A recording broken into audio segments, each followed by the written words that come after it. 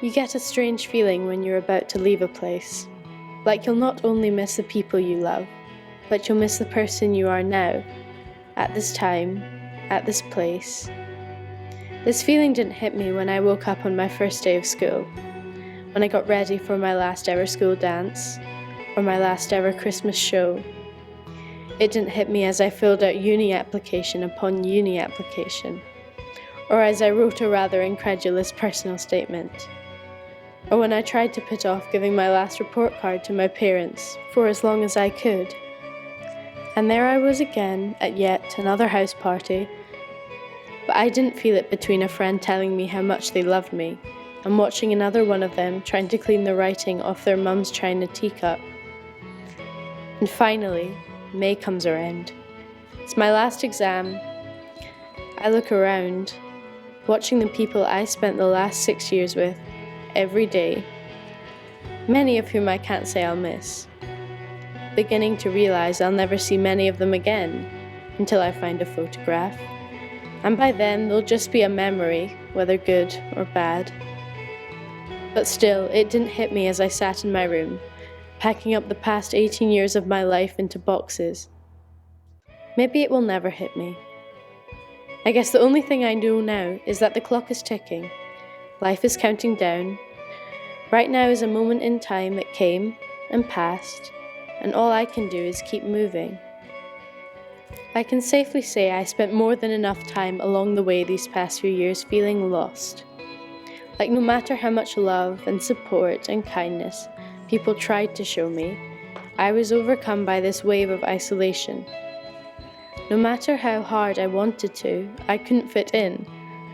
They say high school isn't the real world, that after you leave, that's the beginning of your life, sitting in classrooms and asking permission to go to the toilet, when a few weeks later you're living alone in an unknown city. But those moments were real, when I accidentally set fire to a Belgium hotel room in S3, when my best friend silently told me that our friendship was over. I learned what it felt like when someone physically made my heart hurt. When I felt stressed, sad, lost, confused, tired, all at the same time. But those moments meant something.